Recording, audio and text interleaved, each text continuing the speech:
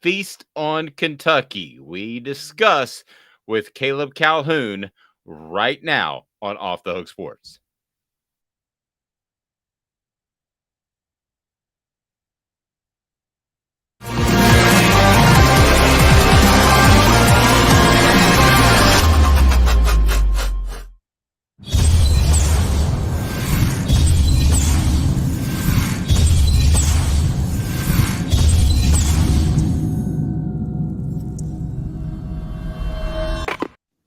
Well, Caleb, here we go. Tennessee beats Kentucky handily, and it was as much the defense as the offense. So let's dive right into it. Your early reaction to the game that was never, ever in doubt. It felt more like UT Martin than it did Florida or any other game that Tennessee's played this season. It just felt like there was a huge difference in coaching, in ability, in talent. It looked like a Kentucky back in the 90s and 2000s. No, it did, and it's funny, if you go back and look at the game, I think Tennessee left a few points on the board, honestly. There's a real good chance if it weren't for a few miscues in Kentucky territory, they could have gotten into the 60 range again.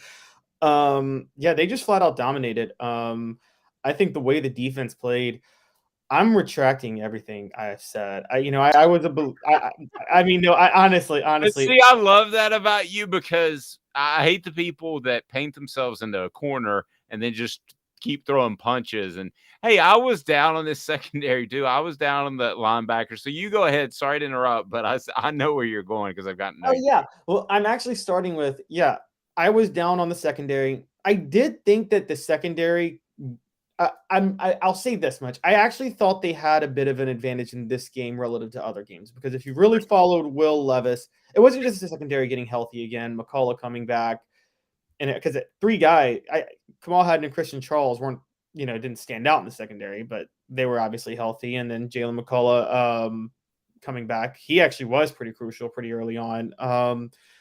So there was that, but there was also the fact that Will Levis relies on lots of plays over the top to Mm-hmm. try when throwing the ball. And what I kind of had said was that say what you want about Tennessee secondary going into this game, but they didn't give up a lot of big plays over the top. They kept everything in front of them for most of the time for most of the year. And so I thought Will Levis was going to be forced to keep things in front of them, but that he'd be effective moving the ball. He wasn't.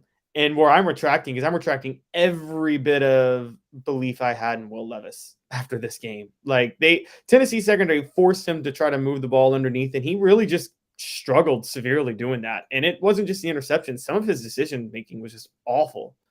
And What I notice is when announcers talk most about how tough you are at the quarterback position, it usually means there are some deficiencies in your game otherwise. yes, exactly. There are exceptions to rules in football with quarterbacks. Drew, and you're right. Toughness is one of those exceptions where the rule with quarterbacks is you're right. Toughness is not really a prerequisite for being in the NFL. No one really called like Peyton Manning and Tom Brady tough. They're tough quarterbacks. The only exception to that rule was Brett Favre, and we probably shouldn't be talking about him because he doesn't have the best track record on going for him right now. But and maybe Ben Roethlisberger too, I guess, would be the other one. But yeah, we usually don't talk about toughness when talking about elite quarterbacks, and that's what they were talking about with Will Levis tonight. And I couldn't put it on his offensive line. I'm not saying they were good. The offensive line was not good. The pass rush for Tennessee definitely got to him in the second half when there were obvious passing downs.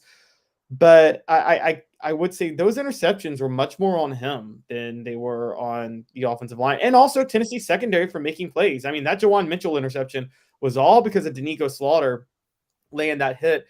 Very much reminded me of, I'm going to do a throwback, see if anybody remembers this in the chat board, a 2003 Jabril Wilson hit on Kentucky. It was like as the game was winding down. I don't remember that, and I was there. I'd have to go back and look that up. I do. My memory from Jabril Wilson is two things. One, how nervous he was when they threw him in front of the media. He was a mid-season transfer from junior college.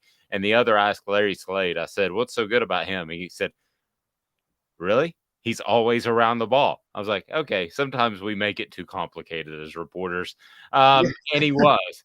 And this secondary too, they made plays, they intercepted passes, but the defensive front to me is just it's gone from I thought it would be slightly above average to I can't say team strengths because they're so good on offense, but it has gone to me to something that's pretty darn special up front. And I think a lot of it's coaching. I think you should be really excited to have coordinator Tim Banks as your guy because I'll be honest with you, Caleb. I think they're getting, and I don't mean this to sound like a slight on any of their talent, because I think Byron Young and a lot of those guys are talented. I love Joshua Joseph's upside. Deron Terry is really turning it up. But the bottom line is he is maximizing what those guys can do. Oh, I don't know that they could do any better under any other type of system. I totally agree. And I think one of the biggest coups was getting Rodney Garner to come up and coach the defensive line this year. He's getting the most out of him too. As you probably know, Rodney Garner really put together that defensive line in 1998. He wasn't on the 98 team, but he was on the staff before then that put them together. And that was a huge get by Josh Heupel. I agree. I think that, they really are maximizing what they can do. I didn't see DeJoun Terry doing what he did in this game at all. I didn't see that coming out of him. I thought, I thought more of, I did think highly of Amari Thomas, Byron Young, and Tyler Barron. And so I thought those guys had raw talent, but you're right. It's the whole unit. And we can't say enough about them. There was only one drive, and it was Kentucky's touchdown drive. So, you don't really have to be, that it's not that obscure. It was their one touchdown drive where they ran the ball well. Outside of that one drive, I think Chris Rodriguez was pretty much shut down the whole game, wasn't he? Yeah, I got the feeling he was pretty done. I got the feeling that Kentucky started pulling guys early, like late third quarter, early fourth quarter. Like, yeah, let's try to make a run here to a respectable bowl game. That to me seemed pretty significant, and he was one of those guys that I thought went out early. I'll tell you the other thing that the announcers brought up, and we want to get your thoughts on the message board. Tell us who you think stood out the most, who is the MVP, and maybe we'll send them a Hendon Hooker jersey or a T-shirt. But not that they would wear it, but we might send them one. So, but Caleb, I thought it was really interesting. I've said this before. So the announcers tend to visit with the coaches the Friday before a game. And they brought up when they were looking for stuff to talk about the Stoops connection. And I didn't think about that really going in. Big Ronnie says Byron Young should be the MVP. I didn't think about that going in, but I think there was a little bit of let's lay it on a Stoops with Josh Heupel after the way things went down at Oklahoma. Because you didn't need that Jabari Small touchdown at the end. That's where I was going. Yes, that touchdown pass to Jabari Small was definitely kind of reminded me of it was very reminiscent of in 2008, I want to say, when Urban Meyer took a timeout to throw a late touchdown against Georgia. And that was the year after Georgia won, where Mark Richt had everybody go celebrate and take the unsportsmanlike conduct penalties in the end zone. And yes, I definitely think that was a lay it on the Stoops. And particularly since Mike Stoops is on that staff. And remember, Josh Heupel was scapegoated because Bob Stoops needed a scapegoat and didn't want to fire his brother. And so, and also again, I've talked about this offense that Josh Heupel runs. Bob Stoops tried to get him to veer, no pun intended, veer away from that offense and go more towards the zone read, and then fire him because the zone read that Bob Stoops forced on him wasn't working.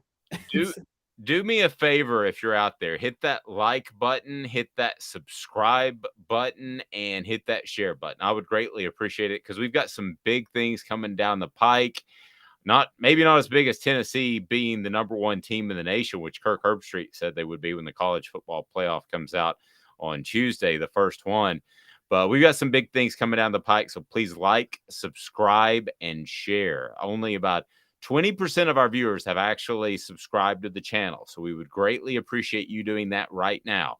And I won't I won't completely blow you up with it. Big Ronnie, thanks for sharing it to Vol Nation. We appreciate that. We're going to hang with you and break down the game. Okay, so we can't say anything about Hendon Hooker that we haven't said already, right? I disagree. I love you. You're better at history than me. I mean, you know more about some of the games that I actually covered. I think my strength is X's and O's, and I saw a couple of times Hendon Hooker look off a safety, and I don't think that I have seen that in his play at all, ever. I don't think he's been that comfortable. I thought on one of the early touchdowns, he looked off a safety. He was incredibly comfortable running the option. He knew to keep when Kentucky was absolutely going to take away the pitch because they'd ran that before with Dylan Sampson. And to me, he is even more decisive when he runs the ball. And I think Hendon Hooker was markedly better against Kentucky than it's hard to say with some of the stats he's put up, but I think he continues to improve and get better. There is no question in my mind. Oh, absolutely. I said earlier this week that this was going to be a test for Hendon Hooker because Kentucky doesn't really let you live and die with your threat of the run game. Although Hooker still ran it a few times in this game, but he was going to be forced to stand in the pocket more and make some throws against a pretty elite secondary. And you're right, he did it. I mean, both touchdown passes to Jalen Hyatt, he looked off. I don't know if it was this. Well, he looked off Carrington. Oh, I'm forgetting Carrington's last name now. Oh my gosh, for Kentucky, but the defensive back for Kentucky is Carrington Valentine, I think. He looked him off, I think, both times. And then, of course, one time, I think Kentucky decided, let's have a linebacker on Jalen Hyatt, which I don't know what they were smoking. I thought Mark Stoops was a good coach on defense, but those were both great plays by Hendon Hooker. He still has he's a little bit quick to still kind of take off when things break down. But I mean, I can't really knock that. Every time he's done it, it's worked. It's not like when he takes off, it doesn't work. So yeah, I think he's really good at that. I thought that, I wrote a lot about Alabama for Saturday Down South last year, and I thought there were times where Bryce Young kept his eyes downfield too long that he probably should have just run and pick up 20 or so yards. And I think we're seeing Hendon Hooker do that when it's there. He's going after it. I think that's been really impressive. Stephanie says, "Let's go Vols." I'm pumped. If this is your first time being on the chat board or being a part of it, we broadcast live each and every weekday at 8:30. So don't let me forget this, Caleb, because I forgot my notepad in the other room. But I'm going to get to the reasons why Tennessee will beat Kentucky or will beat Georgia. They have beat Kentucky. So if you're just joining us, I will get to that. Hang with me, like, subscribe, and share. Let me go ahead and tell you, though, that it is now, as crazy as it sounds, Hendon Hooker's Heisman Trophy to lose. It is his to lose. He's been the favorite in two sports books that popped up on Saturday as the new favorite above C.J. Stroud of Ohio State. And I said this in reference to Hooker, and I think I was incorrect, Caleb. I said you don't win the Heisman Trophy in September or even October. But, buddy, we're coming up on November. And it's going to be November before Tennessee plays Georgia. And Hendon Hooker is going to be the leader, I believe, by several sports books. Already two that I have seen. And there's no question in my mind, barring some sort of injury or something unforeseen or a suspension, which isn't going to happen because he's a great kid. He's going to be in New York, and he's going to go in as the favorite to win the Heisman. yeah, I think so too. And also, I think part of that is because of, let's be honest. I mean, I don't know if you watched any of the Ohio State Penn State game today, but I did a lot, actually. Yeah, go ahead. yeah, I did too. And I mean, yeah, CJ Stroud kind of came through with a couple of plays in the fourth quarter, and I'm not going to knock that for him, but it was really Travion Henderson and that defense that won it for Penn State. I know CJ Stroud threw for over 300 yards, did what he was supposed to do, but let's be honest. I mean, I don't think he had his moment that Hendon Hooker had against Alabama or LSU or Florida or even Pittsburgh for that matter. And so when we were talking about what Ohio State did in this game, we're talking about Travion Henderson more than CJ Stroud. You're not really doing that with Hendon Hooker. So I agree. I really think that's where they both played ranked teams today. And even though Stroud technically had a better stat line, he was 26 of 33 for 354 yards. We're not talking about him as much as we are somebody else really stepping up in the fourth quarter. And so I'm with you. I think Hooker's the Heisman favorite. I also think, and I'm not just saying this because I want a 2-versus-1 matchup, which I do want a 2-versus-1 matchup. What college football fan doesn't like that in the regular season? I'm with you. But I mean, I'm sorry. If you watch Ohio State and Tennessee play today, I don't see how you could not objectively move Tennessee up to number 2 ahead of Ohio State, honestly. I agree. Kirk Herbstreit during the broadcast, and I usually turn it down because I'll subconsciously steal something in my writing that they say. But I saw where he had number 1, and I turned it on. So Tennessee could be number 1 in the polls that come out on Tuesday. And then the comparisons back to this 98 team, that was the first team I covered. So, and I remember distinctly there being this feeling that these guys are going to blow it. I mean, I do. I mean, I hate to sound really weird about that, but I was talking to Josh Ward about it, who is also on our YouTube channel. Please like, subscribe, and share. And he didn't really remember it that way because he wasn't covering it full time. He's younger than I am. But I remember just the feeling around not the team necessarily, but the community that team was going to blow it. I feel the exact opposite about this team. I feel like they are the team that comes out of nowhere, and there might not be an elite team, or they're it. And I think they have every opportunity to win the college football playoff and a national championship. After what I saw today, am I crazy to say that? No, I mean they flipped the script today. This was not their typical style of play, how they won. I mean, they had a drive. They had a 15-play drive, their second touchdown drive. Josh Heupel doesn't do 15-play drives if he can help it. And that was really where I saw a complete performance. And you're right. I think what stands out to me the most is I'm sorry, I've had a stat line up and something was going. What stands out to me the most about Heupel about this performance was there was no there haven't been any mental lapses of nervousness or looking ahead in any game they've played this year. I thought when one of the things you bring up with the 98 game, the first time they were number 1, that was the Arkansas game. That was the first week ever they were number 1 in like 40 years, right? Mm-hmm. And they clearly weren't ready for the moment. I mean, they won that game, but they weren't ready for the moment of being number 1 facing a top 10 team because they spotted Arkansas 21-3 lead. And so one quick Clint Sterner story for you. I bumped into him at a bar in Fayetteville many years later, whenever Tennessee played Arkansas there. And the first thing that blurted out of my mouth when I shook his hand, because he played for the Cowboys, so I knew what he looked like. He had the long hair back then. And I said to him, the only place that you're more popular than Fayetteville is Knoxville. Oh, my God. And that did not go over well, and I was asked to leave the VIP area. So that was the end. Oh, my gosh. It just you'll find that stuff just blurts out of my mouth. So I feel bad about that. But he was the only reason they were in that game, though, because he played phenomenal. Well, and if you remember, they shouldn't have even they shouldn't have run play action. They should have just run the football. I mean, there was only like 2 minutes left. But nevertheless, Billy Ratliff was the hero of that day. You're absolutely right. Hit a gold mine with Heupel. I agree, Mr. Zip. You nailed that on the head. No question about it. And this Tennessee football team, like I said, continues to get better. So I want to go through the reasons, unless you've got something else you want to add, of why Tennessee will beat Georgia, which will probably be the number 1 team in the nation. Do you want to go through that? Do you have anything you want to say about this game, or do you mean throw that at you? And you tell me if I'm crazy. I think we pretty much covered the bases of this game. Jalen Hyatt, breaking Marcus Nash's school record for most touchdown receptions in a season. Got 14 today. In October. Yeah, in October.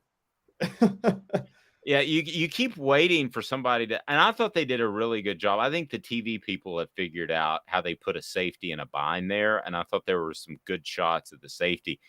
It's never a good sign for your football team when your safety has an ISO cam on them, because that's what they Yes. did to show how they would catch them in the middle between the wheel route and between just a straight up fly route. So go ahead and hit that like, subscribe, and share button. And here are my 3 reasons why Tennessee will beat Georgia on Saturday. It is on offthehooksports.com if you want to check it out. I'm going to go with Georgia isn't very mature. And you can use whatever word you want to there if you want to replace it. Poised, whatever. But that's the word I came up with, because that group last year was driven to win a national championship, even after losing to Alabama. And Caleb, this team doesn't feel like that. They've been average against Kent State, Missouri. They played well in the Oregon game, but it's up and down and up and down. And Tennessee could very well get them on a down day. Even if they don't, I like Tennessee's chances. I just don't think it's a very driven team like they had last year. Rosters change. Teams aren't the same year to year. No, they're not. And you see this a lot of times. It kind of strikes me as 2013 Alabama a little bit, this Georgia team. And that game that Auburn, the kick six, the greatest SEC football game I ever watched, when Auburn beat Alabama off the kick six. I thought that Alabama team was playing with fire all year. They were just kind of bored and going through the motions. I'm with you. I'm seeing it with Georgia. Even if you want to say that, even if you want to say they're going to be up for the big games and Tennessee's now a big game, okay, you can say that. But I do believe in college football, if the more bad habits you pick up, not taking other games seriously, that does come back to bite you at some point, because they're going to seep through in a game where you need them. And that's exactly what happened with Alabama in that game against Auburn in 2013. And I know it was Cade Foster and missing all those field goals, but I just think that I could easily see that happening to Georgia.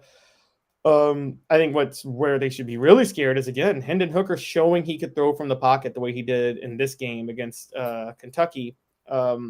We know about Tennessee's offensive line. Alabama has a better pass rush than Georgia, and Tennessee manhandled Alabama's pass rush. And so, I mean, there's a really good case that Tennessee is going to beat Georgia. So now the question is, can Tennessee establish the run game the way they should? And Georgia's secondary should be elite. So we're going to have to see how that goes and what Stetson Bennett going to do to them on the other side, because he is still a good quarterback. A couple of other reasons that I put together quickly, because I wanted to get them out there. My thoughts, you can go to offthehooksports.com. Pretty short read, but I think it's pretty pertinent now. Georgia doesn't contain the opposing quarterback. Anthony Richardson, we talked so much about gap assignments and containment earlier this year when Tennessee played LSU and Jaden Daniels, and they played Florida, Anthony Richardson. Georgia doesn't do that well. And we just talked about Hendon Hooker can move around. I would not be surprised if he had one of his better days running the football. And I think we all kind of hold our breath when he runs the football, because he's so important to this team and this program. And he's such a good kid. But I say kid, he's 24. But to me, Richardson had a lot of rushing lanes, took advantage of it a couple of times. I don't think they're very good there at all. Yeah, that's a good point. That's a really good point to bring up about them. And Georgia is going to be a game where I've been like, protect Hooker, protect Hooker. Georgia is going to be one of those games where you turn Hendon Hooker loose. I mean, I just think you have to turn him loose. You have to do what you can to win, because the whole college football playoff rides on this. And so I think Josh Heupel is going to turn him loose because of that. And when I say the whole college football playoff is Tennessee beats Georgia, after tonight, you were right. I was wrong. I don't see them losing to South Carolina. I don't see South Carolina as a threat to them anymore. So if they beat Georgia, they're going undefeated. If they go undefeated, if they lose to Alabama in the SEC title game and Alabama wins out, Tennessee's going to the college football playoff. That's just happening. Yeah, the only scenario, and I go back again on our YouTube page. John Adams said of the Knoxville News Sentinel, USA Today Network, he said he thinks that they beat Georgia and they beat Alabama for a second time. And John, I think you would agree, is probably viewed as one of the more negative or cynical writers out there. And I think it's doable. I mean, I don't think you ever want to face Nick Saban twice. but it's doable. The only scenario, if things play out by beating South Carolina and beating the teams they should on their schedule, the only way it plays out where I think they don't get in, because I think the three of the four best teams are in the SEC. I agree. There's no question in my mind. So the only way it plays out is if Georgia beats Tennessee and then Georgia loses to Alabama in the SEC championship game. And then you have Alabama and Georgia go in and Tennessee at 5. And that would be a heartbreaking thing to happen. But the Vols control that and what they do on Saturday. They do. They do. I also think they are playing with, and this is a big one. I think there's so many veterans on this team. They're playing with a sense of urgency because I think a lot of programs, when they're like ahead of schedule in their second year, they think, oh, we're a rising program. We may not make it this year, but we're going to get there next year. And I don't see that. One, a lot of these guys are like 24 and in their 6th year of eligibility, like Hendon Hooker. So this is it for them. But also, I think there's kind of an understanding, particularly from Josh Heupel on down, that like, I don't care how good you are in the future. Nick Saban's a rarity. These opportunities don't come every year to be in the college football race. They just don't. And I don't care how elite of a program you are. It's like the NFL, Dan Marino goes to the Super Bowl the second year and everybody's like, oh, he's going to have plenty of other chances to win. No, never went back. Never even got close. And so, you're completely right. And the same thing, correct me if I'm wrong, happened in Oklahoma in the second year under Bob Stoops. Didn't you think at that point that he's going to run 3 or 4 championships off? I did. Yeah, I did too. And him and Jim Tressel too. Second year at Ohio State, Jim Tressel. Great sweater vest as well. Yes. Do want to take a second before I get to my last reason why Tennessee will beat Georgia. And that is just prayers to Derek Dooley and the entire Dooley family about the passing of Vince Dooley. I can tell you that he was one of the true gentlemen out there. I hate to tell you, but a lot of coaches don't really care about the fans out there. I'd say 90%, and a lot of them aren't great people as you would like to think.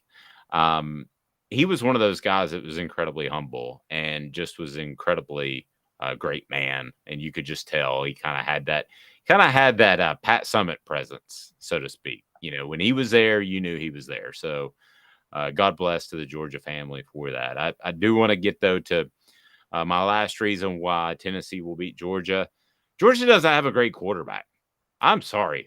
You can have this discussion if you want to in the preseason. He's better. Stetson Bennett's better than you thought he would be. But the bottom line is he was a caretaker last year. He threw 2 interceptions today, one into coverage that was just a bad throw.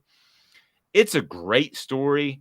Listen, if somebody called me at a publishing company, you'd probably do this too, and said, will you write the Stetson Bennett book? He's going to give you full access. I would love to write that book because it's a good story, but he's not a good quarterback. Yeah, he's not.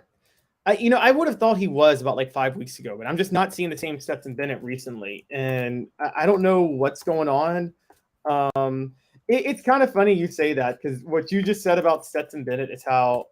Okay, I'm going to be blasphemous here because I think we all love him, and I think he's just a great guy, all-around great guy. But it's kind of like the T. Martin effect. T. Martin was a great story. I mean, just you could not have asked for a better story than T. Martin. Staying at Tennessee when he could have transferred, and then stepping in, winning a national championship, replacing Peyton. Just an amazing story. But then his senior year happened, and there was no development from his junior year whatsoever, at all. And then he goes to the NFL and he flames out, and you realize he just wasn't. He was a solid quarterback for Tennessee, for a loaded Tennessee team in '98. And I'm seeing that with I get T. Martin vibes with Stetson Bennett. It's a similar story. You're right. Great, wins national championship, no real development. I wouldn't have thought about that, but that's a great comparison. I mean, I love T to death. Don't get me wrong. I think he's a great person. I like him on an individual level. I think he was exactly what they needed. I think they rallied around him. But the bottom line is he had limitations in his game.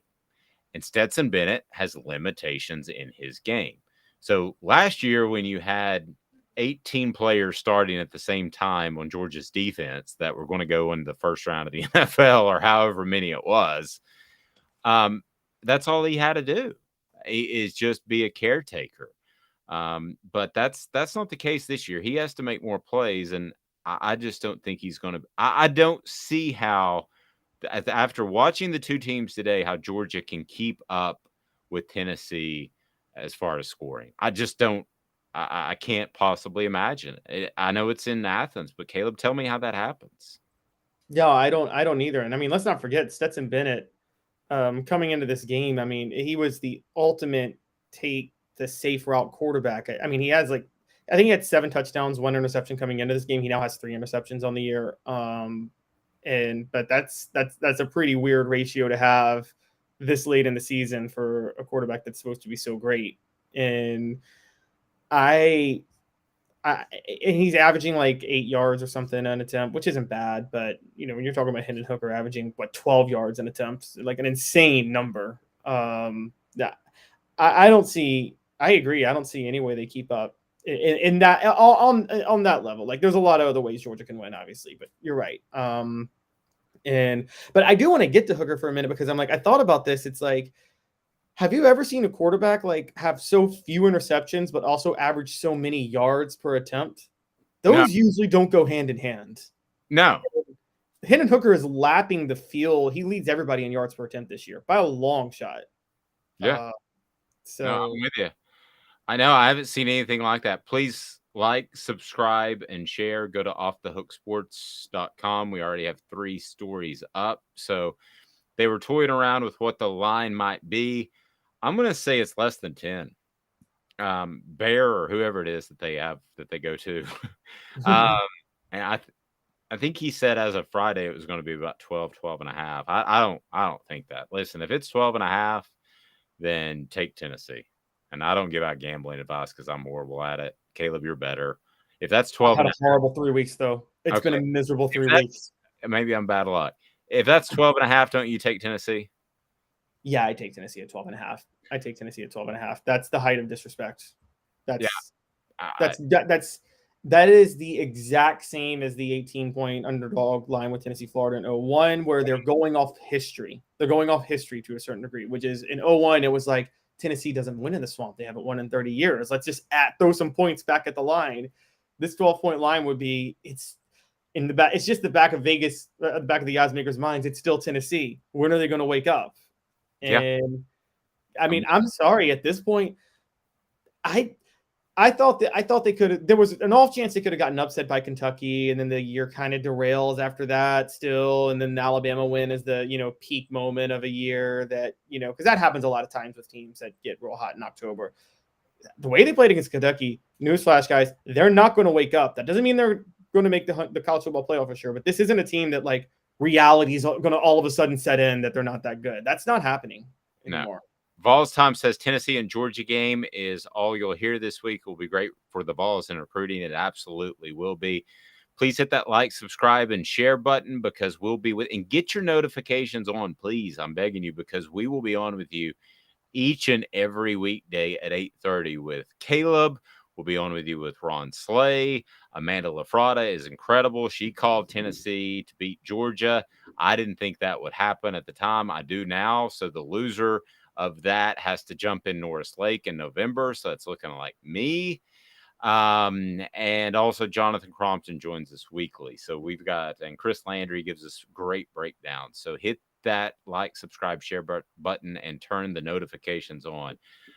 Caleb, I look at Tennessee, and the thing that I will say that is their greatest strength, more than their quarterback, more than their receivers, more than their defense tonight, it is their maturity level, their focus. When people were saying this could be a classic sandwich game because they're thinking about Georgia next week, I never even considered that. I never, ever, ever considered that. And part of that's probably from talking to Cooper Mays and Jacob Warren on Sundays, as we'll do on Sunday, and getting just the feel of it, of being around those guys and seeing how this team has responded. As far as a mental letdown, I'll go ahead and tell you, that ain't happening. They might get beat. They might go out there and have 5 turnovers one game and get beat. But Caleb, I don't think a mental letdown is going to happen against Georgia or a lesser opponent like a South Carolina. I don't think the stage is going to be too big in the SEC championship game or a playoff. I think the greatest thing that this team has is their mental strength. I really believe. Yes, and they're poised. I mean, think about there was a story. Great work. Great work. Yeah, and the story about Hendon Hooker on TV today, where that he did lose the starting job last year to Joe Milton. Joe Milton's a year younger than him. Like that's you wouldn't even blame him. Every quarterback in the world will go transfer. And here's Hendon Hooker betting on himself, saying, "No, I'm going to win this job back." And I'm thinking, like, people don't do that. I think, I think back to another history lesson for people, but a recruiting battle in 2003. Dave, you were probably knee deep in it. Remember when Brian Brom was looking at Tennessee heavily?